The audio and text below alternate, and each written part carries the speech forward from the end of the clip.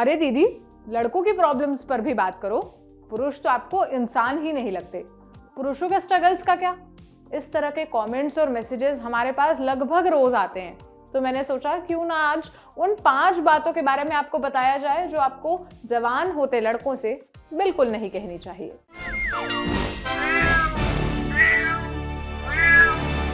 हाय, मेरा नाम है सोनल और आप देख रहे हैं ऑर्डिनरी की स्पेशल सीरीज म्याऊ। पिछले फ्राइडे म्याऊ के एपिसोड में प्रतीक्षा ने बताया था कि पेरेंट्स को बड़ी होती लड़कियों से किस तरह की बातें बिल्कुल नहीं कहनी चाहिए। आज के एपिसोड में मैं आपको उन बातों के बारे में बताऊंगी जो आपको बड़े होते लड़कों से कभी नहीं कहनी चाहिए। बेसिकली उस एपिसोड के बाद कमेंट्स में आप लोगों ने और मेरी टीम के कुछ पुरुष साथियों ने बताया कि बचपन में बहुत सारी ऐसी बातें लड़कों को भी कही जाती थी जो उनके लिए परेशानी का कारण बन जाती है।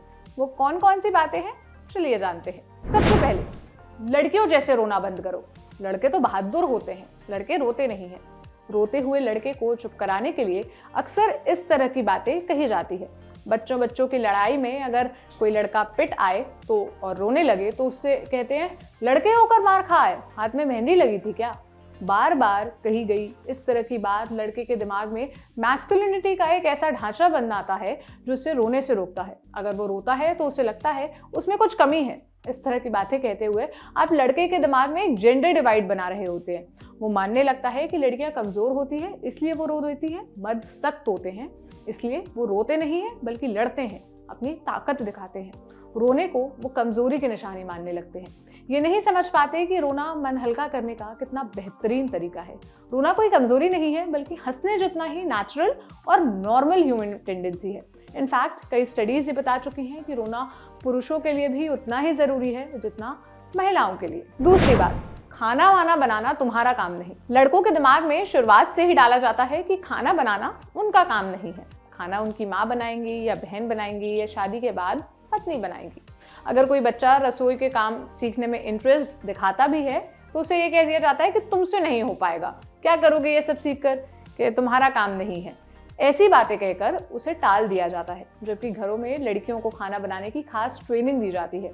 लड़कों के दिमाग में ये नैरेटिव यहीं से सेट होने लगता है कि रसोई घर संभालने का काम लड़कियों का है। दूसरी चीज ये है कि जब लड़का पढ़ाई के लिए या नौकरी के लिए घर से बाहर निकलता है तो उसकी डिपेंडेंसी पूरी तरह बाहर के खाने पर होती है। नतीजा लाइफस्टाइल बीमारियों के रूप में सामने आती है या फिर वो मैगी या खिचड़ी बनाने तक सीमित होकर रह जाता है। और इसी से सामने आती है एक और तरह की बात, कब तक बाहर का खाएगा, शादी कर ले, जो लड़कों के दिमाग में इस बात को और ज्यादा एनफोर्स करता है कि पत्नी जो कुछ भी करे खाना बनाना भी उसका ही काम है। वैसे थैंक्स टू लॉकडाउन मेरी जान पहचान के कई लड़कों ने बेसिक खाना बनाना तो इसके कारण सीख ही लिया। तीसरी बात, लड़कियों की तरह घर में क्यों घुसे रहते हो? बच्चों के बेहतर विकास और उनकी फिटनेस के लिए आउटडोर गेम्स जरूरी हैं, लेकिन कई लड़के ऐसे होते हैं जो इंडोर गेम्स पसंद करते हैं, बाहर खेलने की बजाय घर में रहना पसंद करते हैं, किताबें पढ़ना प्रेफर करते हैं। ऐसे लड़कों को खेलने के लिए बाहर भेजने के लिए अक्सर इस तरह की बातें कही जाती है। एक तो ये उनके दिमाग में ये छवि बनाता है कि विमेन बिलोंग टू इंडोर, और दूसरा ये कि लड़कों को आउटगोइंग होना चाहिए। कई बार पीयर प्रेशर में इच्छा ना होने के बावजूद वो घर के बाहर निकलते हैं। इसमें एक तरह से वो खुद को टॉर्चर कर रहे होते हैं। बच्चों को आउटडोर गेम्स के लिए मोटिवेट करने के लिए किसी और तरीके का भी इस्तेमाल किया जा सकता है। अब चौथी बात, लड़के होकर ये नहीं आता बचपन में साइकिल चलाने की बात हो या बाद में बाइक चलाने की या फिर किसी चीज की मरम्मत की बात, लड़कों को बल्ब बदलना तो आना ही चाहिए टाइप की बातें।